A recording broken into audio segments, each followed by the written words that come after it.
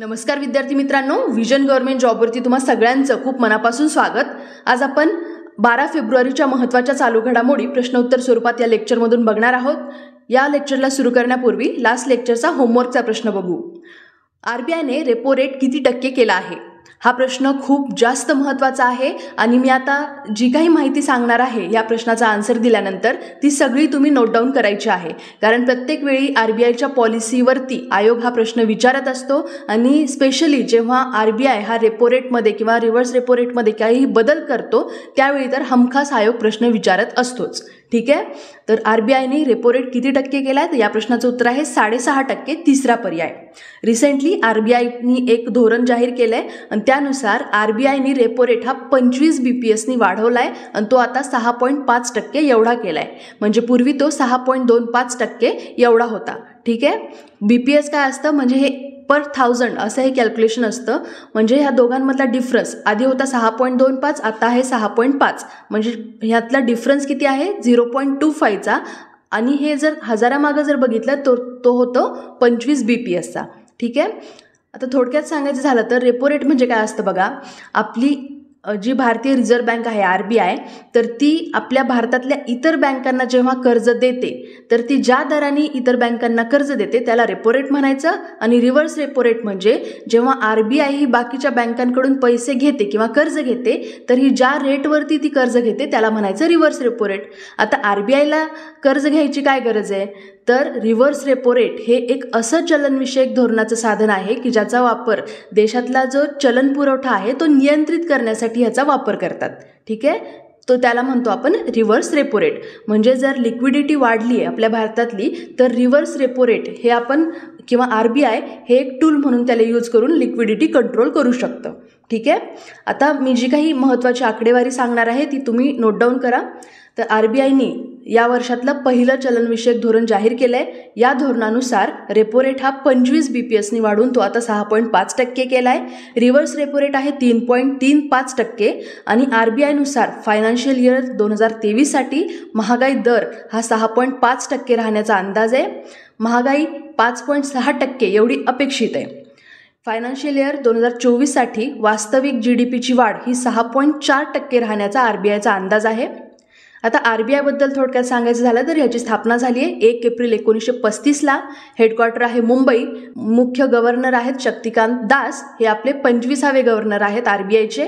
4 deputy governor आहेत सध्या, Mahesh Kumar Jain, MD Patra, M Rajeshwar राव आणि TB शंकर। ठीक आहे, हा प्रश्न याच्या संबंधित महत्त्वाची माहिती तुम्हाला समजली असेल। तर आता आपण या लेक्चरचा पहिला प्रश्न बघू। खालीलपैकी कोणाची महाराष्ट्राच्या राज्यपालपदी नियुक्ती करण्यात आली आहे? अगेन हा पण खूप महत्त्वाचा प्रश्न आहे, कारण महाराष्ट्राचे राज्यपाल बदललेले आहेत। तर सध्याचे आपले जे राज्यपाल होते भगतसिंग कोश्यारी आणि लडाखचे जे राज्यपाल उपराज्यपाल होते राधाकृष्णन माथुर, तर यांचे राजीनामे आपल्या राष्ट्रपतींनी मंजूर केलेत। आणि त्याशिवाय राष्ट्रपतींनी एकूण 13 राज्यपाल आणि उपराज्यपालांची नियुक्ती सुद्धा केलेली आहे। जसं की झारखंडचे जे राज्यपाल होते रमेश बैस यांची आता महाराष्ट्राचे राज्यपाल म्हणून नियुक्ती करण्यात आलेली आहे। लक्षात ठेवा, हे पूर्वी झारखंडचे राज्यपाल होते। ठीक आहे, तर राष्ट्रपतींकडून जे काही नियुक्त करण्यात आलेले राज्यपाल आणि उपराज्यपाल आहेत तर त्यांची एकदा आपण लिस्ट बघून घेऊयात।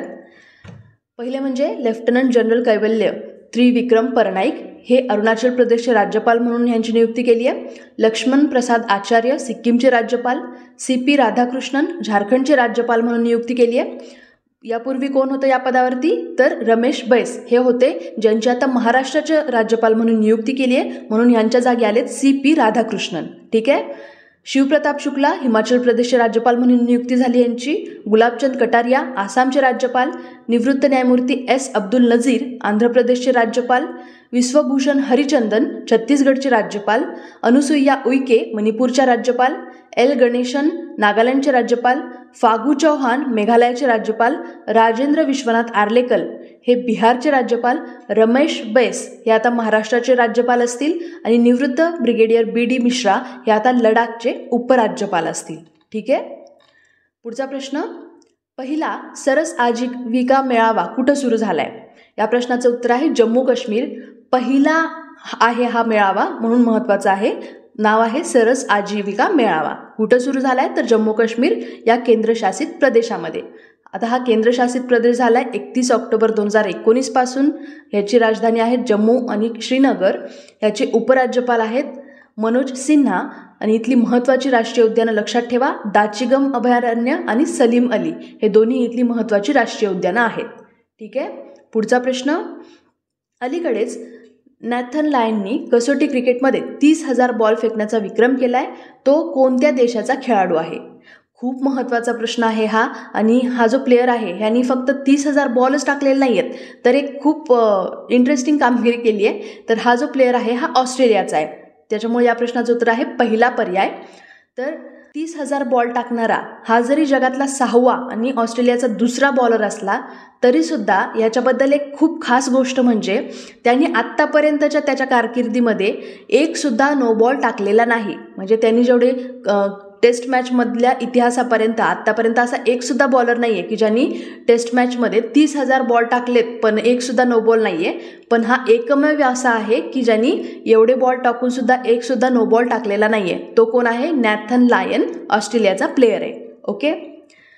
टेस्ट मॅचमध्ये सगळ्यात जास्त बॉल टाकण्याचा विक्रम हा श्रीलंकेचा माजी दिग्गज बॉलर आहे मुथय्या मुरलीधरन याच्या नावावरती आहे. म्हणजे टेस्ट मॅचमध्ये सगळ्यात जास्त बॉल मुथय्या मुरलीधरन यांनी टाकले. तो श्रीलंकेचा माजी बॉलर आहे. ठीक आहे. पुढचा प्रश्न, हार्वर्ड कायदा पुनरावलोकनाच्या अध्यक्षपदी प्रथमच कोणत्या भारतीय अमेरिकन महिलेची निवड झाली आहे? या प्रश्नाचं उत्तर आहे चौथा पर्याय, अप्सरा ए अय्यर. तर हार्वर्ड लॉ रिव्ह्यूच्या अध्यक्षपदी जाणाऱ्या अप्सरा ए अय्यर या पहिल्या भारतीय अमेरिकन व्यक्ती आता ठरलेल्या आहेत. ठीक आहे. आणि हे जे पद आहे याचं अध्यक्षपद, तर यासंबंधी अजून एक नाव लक्षात ठेवा. हा पहिला पर्याय क्लॉडिन गे. तर ह्या कोण आहेत? तर या हार्वर्ड लॉ रिव्ह्यूच्या अध्यक्षपदी जाणाऱ्या पहिल्या कृष्णवर्णीय व्यक्ती आहेत आणि या दुसऱ्या महिला आहेत. ठीक आहे. क्लॉडिन गे यांचं सुद्धा नाव लक्षात ठेवायचं आपल्याला. ठीक आहे. पुढचा प्रश्न, गुजरात उच्च न्यायालयाच्या मुख्य न्यायाधीशपदी डॅश डॅश यांना नियुक्त करण्यात आले. या प्रश्नाचं उत्तर आहे पहिला पर्याय, न्यायमूर्ती सोनिया गिरीधर गोकानी यांची आता गुजरात हायकोर्टच्या मुख्य न्यायाधीशपदी नियुक्ती झालेली आहे. पण वयाची 62 वर्ष पूर्ण झाल्यानंतर त्या 25 फेब्रुवारीला निवृत्तसुद्धा होणार आहेत. आणि त्यांची नियुक्ती गुजरातच्या न्यायिक सेवेमधून झालेली आहे. शपथ घेतल्यानंतर त्या हायकोर्टच्या एकमेव महिला मुख्य न्यायाधीश असतील. हा पण मुद्दा इथे लक्षात ठेवा. सध्या आपल्या भारतामध्ये एकूण 25 उच्च न्यायालय आहेत, 25 हायकोर्ट आहेत. आणि आणखी एक महिला न्यायाधीश आहेत आपल्या इथे, न्यायमूर्ती सबीना. या सध्या हिमाचल प्रदेश उच्च न्यायालयाच्या प्रभारी मुख्य न्यायाधीश म्हणून त्या काम पाहत आहेत. ओके. जरी 25 हायकोर्ट असले तरीसुद्धा सध्या फक्त एकाच हायकोर्टवरती महिला मुख्य न्यायाधीश आहेत आणि त्या आहेत न्यायमूर्ती सोनिया गिरीधर गोकानी. एक ज्या आहेत न्यायमूर्ती सबीना त्या प्रभारी मुख्य न्यायाधीश आहेत. लक्षात ठेवा. कुठल्या? तर हिमाचल प्रदेशच्या हायकोर्टच्या. ठीक आहे. तर ह्या ज्या न्यायमूर्ती गोकानी आहेत या गुजरात उच्च न्यायालयाचे प्रमुख असणाऱ्या पहिल्या महिला न्यायाधीश असतील आणि 25 फेब्रुवारी त्या निवृत्तसुद्धा होणार आहेत. म्हणजे त्यांना फक्त 14 दिवसांचा पिरियड मिळणार आहे मुख्य न्यायाधीश म्हणून काम बघण्याचा. न्यायमूर्ती गोकानी या गुजरात हायकोर्टच्या 63 वर्षांच्या कार्यकाळात पहिल्या महिला न्यायाधीश असणार आहेत. हा मुद्दा खूप महत्त्वाचा आहे. अजून एक महत्त्वाचा मुद्दा म्हणजे हायकोर्टच्या किंवा उच्च न्यायालयाचे न्यायाधीश हे वयाची 62 वर्ष पूर्ण झाल्यावर निवृत्त होतात. तर सुप्रीम कोर्ट म्हणजे सर्वोच्च न्यायालयाचे न्यायाधीश हे वयाची 65वे वर्ष पूर्ण झाल्यानंतर ते निवृत्त होतात. न्यायमूर्ती गोकानी यांच्या नियुक्तीसोबत इतरही काही नियुक्त्या आपले लॉ मंत्री किरण रिजिजू यांनी जाहीर केलेल्या आहेत. जसं की ओडिशा उच्च न्यायालयाचे ज्येष्ठतम न्यायाधीश न्यायमूर्ती जसवंत सिंग यांची आता त्रिपुरा हायकोर्टचे मुख्य न्यायाधीश म्हणून नियुक्ती करण्यात आलेली आहे. पण हे सुद्धा 22 फेब्रुवारीला रिटायर होणार आहेत, निवृत्त होणार आहेत. त्याचप्रमाणे राजस्थान उच्च न्यायालयातील न्यायाधीश न्यायमूर्ती संदीप मेहता यांची आता गुवाहाटी उच्च न्यायालयाचे मुख्य न्यायाधीश म्हणून नियुक्ती करण्यात आलेली आहे. तसंच गुवाहाटी उच्च न्यायालयातील न्यायाधीश न्यायमूर्ती कोटेश्वर सिंग यांची आता जम्मू काश्मीर आणि लडाख उच्च न्यायालयाचे मुख्य न्यायाधीश म्हणून नियुक्ती करण्यात आलेली आहे. आणि एक आत्ताच आपण बघितलं न्यायमूर्ती जसवंत सिंग हे आता त्रिपुरा उच्च न्यायालयाचे मुख्य न्यायाधीश असतील. आता आपण ज्या काही महत्त्वाच्या नियुक्त्या बघितल्यात त्यावरती येणाऱ्या एक्झाममध्ये जोड्या लावा असा प्रश्न विचारला जाऊ शकतो. त्यामुळे ह्या लक्षात ठेवा. आता पुढचा प्रश्न बघू. जागतिक रेडिओ दिन कधी साजरा केला जातो? या प्रश्नाचं बरोबर उत्तर आहे पहिला पर्याय, 13 फेब्रुवारीला जागतिक रेडिओ दिन साजरा करतात दरवर्षी. हा प्रश्न खूप जास्त महत्त्वाचा आहे, कारण भारतात रेडिओची सुरुवात 1923 साली झाली होती आणि सध्या चालू आहे 2023, म्हणजे भारतात रेडिओला 100 वर्ष पूर्ण झालेली आहेत. त्यामुळे येणाऱ्या आयोगाच्या एक्झाममध्ये यावरती प्रश्न विचारला जाऊ शकतो. आपल्या भारतात जरी रेडिओची सुरुवात 1923ला झाली असली तरीसुद्धा ऑल इंडिया रेडिओ हे नाव 1936ला देण्यात आलं आणि दरवर्षी 13 फेब्रुवारी हा जागतिक रेडिओ दिन साजरा केला जातो. यावर्षीची त्याची थीम होती रेडिओ अँड पीस. युनेस्कोनी 2011ला जागतिक रेडिओ दिनाची घोषणा केली होती. इटलीमध्ये झालेल्या सार्वजनिक कार्यक्रमामध्ये 2012 पासून जागतिक रेडिओ दिनाची सुरुवात झालेली आहे. आता याच दिवशी म्हणजे 13 फेब्रुवारीलाच हा दिन का सेलिब्रेट करतात, तर 13 फेब्रुवारी 1945ला संयुक्त राष्ट्र रेडिओचं पहिल्यांदा प्रसारण झालेलं आहे. त्याच्यामुळं 13 फेब्रुवारी हा दिवस जागतिक रेडिओ दिन म्हणून साजरा करतात. आणि अजून एक पॉईंट नोट डाऊन करा, ऑल इंडिया रेडिओला आकाशवाणी हे नाव म्हैसूरच्या MV गोपालस्वामी यांनी दिलेले आहे. ठीक आहे. आता पुढचा प्रश्न, राष्ट्रीय महिला दिन कधी साजरा केला जातो? या प्रश्नाचं उत्तर आहे 13 फेब्रुवारी. तर भारतामध्ये दरवर्षी 13 फेब्रुवारी हा राष्ट्रीय महिला दिवस म्हणून साजरा करतात. देशातल्या सगळ्या महिलांच्या कर्तृत्वाचा सन्मान करण्यासाठी हा दिवस सेलिब्रेट केला जातो. आता हाच दिवस का बरं, तर भारताच्या ज्येष्ठ स्वातंत्र्यसेनानी, कवयित्री आणि गानकोकिळी या सरोजिनी नायडू यांचा जन्मदिवस राष्ट्रीय महिला दिवस म्हणून साजरा करतात. ठीक आहे. त्यांचा जन्म झालेला आहे 13 फेब्रुवारी 1879ला. यासोबतच महत्त्वाची माहिती बघून घेऊ आपण सरोजिनी नायडू यांच्याबद्दलची. तर यांचा जन्म जसं आत्ता सांगितलं मी 13 फेब्रुवारी 1879ला झाला आहे. इंग्लंडमध्ये त्यांनी लंडनमधल्या किंग्ज ऑफ कॉलेज आणि केम्ब्रिजमधल्या गार्टन कॉलेजमध्ये त्यांचं एज्युकेशन झालं आहे. वयाच्या 13व्या वर्षी त्यांनी the lady of the lake ही कविता लिहिलेली आहे. Golden threshold, the bird of time, the broken wing, निलंबू, ट्रॅव्हलर्स सॉन्ग अशा काही त्यांचे फेमस लेखन कार्य आहेत. सरोजिनी नायडू यांच्या bird of time and broken wing या कविता संग्रहाने त्यांना एक प्रसिद्ध कवयित्री बनवलेलं आहे. आणि फक्त कवयित्रीच नाही तर त्या महान स्वातंत्र्य सैनिकसुद्धा होत्या, हे आपल्याला माहिती आहे. त्यांनी एकदा 1902मध्ये कलकत्ता इथे एक स्पीच दिलं होतं, ज्याच्यामुळं गोपाळकृष्ण गोखले हे खूप इम्प्रेस झाले होते. आणि नंतर मग त्यांनीच म्हणजे गोपाळकृष्ण गोखले यांनीच त्यांना राजकारणामध्ये पुढे जा असा सल्ला दिला होता. आणि नंतर पुढे जाऊन 1914मध्ये सरोजिनी नायडू यांनी महात्मा गांधींची लंडनमध्ये भेट पण घेतली होती. आणि ती भेट झाल्यानंतर त्यांचा राजकारणात प्रवास किंवा त्या राजकारणामध्ये थोड्या सक्रिय झाल्या आणि त्या काँग्रेसच्या चांगल्या प्रवक्तासुद्धा बनल्या. त्यांनी काँग्रेसच्या बऱ्याच समित्यांमध्ये काम केलं आहे. देशभरातसुद्धा त्या स्वातंत्र्य चळवळीबद्दल लोकांमध्ये जनजागृती करायच्या. एवढंच नाही तर जालियनवाला बाग हत्याकांडच्या निषेधार्थ त्यांनी कैसरे हिंद ही त्यांना मिळालेली पदवीसुद्धा परत केली होती. आणि सरोजिनी नायडू या 1925च्या कानपूरच्या काँग्रेस अधिवेशनाच्या अध्यक्षा होत्या. त्यांनी रौलट कायद्याला विरोधसुद्धा केलेला. सरोजिनी नायडू ह्या 1930च्या मिठाचा जो सत्याग्रह केला होता गांधीजींनी, तर या प्रसिद्ध मिठाच्या सत्याग्रहात गांधींसोबत गेलेल्या स्वयंसेवकांपैकी त्या एक होत्या.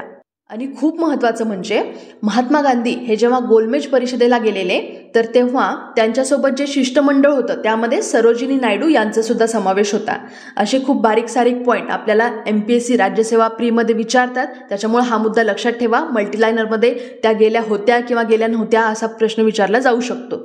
तर गांधीजींसोबतच्या शिष्टमंडळामध्ये गोलमेज परिषदेत सरोजिनी नायडू यांचा समावेश होता. ठीक आहे. 1932मध्ये गांधीजींना जेव्हा तुरुंगात पाठवण्यात आलं तर तेव्हा त्यांनी सरोजिनी नायडू यांच्याकडे चळवळीला गती देण्यासाठी आणि दिशा देण्याची जबाबदारी त्यांना दिलेली. भारत छोडो आंदोलनामध्ये जेव्हा बऱ्याच मोठ्या काँग्रेसच्या नेत्यांना अटक केली होती तर त्यावेळेस सरोजिनी नायडू यांना सुद्धा अटक करण्यात आली होती. याशिवाय भारतातली सगळ्यात जुनी आणि महत्त्वाची महिला संघटना अखिल भारतीय महिला परिषद, तर या संस्थेशी सुद्धा त्या संबंधित होत्या. आजसुद्धा भारतीय महिलांना मिळालेल्या सगळ्या राजकीय, आर्थिक आणि कायदेशीर अधिकारांमध्ये या संस्थेने खूप मोठं योगदान दिलेले आहे, ज्याच्याशी त्या संबंधित होत्या. ठीक आहे. तर ह्यांचा जन्म आपण बघितला. यांचा मृत्यू झालेला आहे 2 मार्च 1949ला त्यांचं निधन झालेलं आहे. ठीक आहे. तर अशा पद्धतीनं महत्त्वाचे सगळे प्रश्न आपण इथे कव्हर केलेत. तुमच्यासाठी होमवर्कचा प्रश्न आहे, पुढीलपैकी कोणी प्रवाशांसाठी व्हॉट्सअप फूड डिलिव्हरी सेवा सुरू केली आहे? या प्रश्नाचं उत्तर तुम्ही नक्की कमेंट करून कळवा. या प्रश्नाचं बरोबर उत्तर मी तुम्हाला पुढच्या लेक्चरमध्ये सांगणार आहे. तर भेटूयात मग पुढच्या लेक्चरमध्ये. तोपर्यंत जय हिंद, जय महाराष्ट्र. धन्यवाद.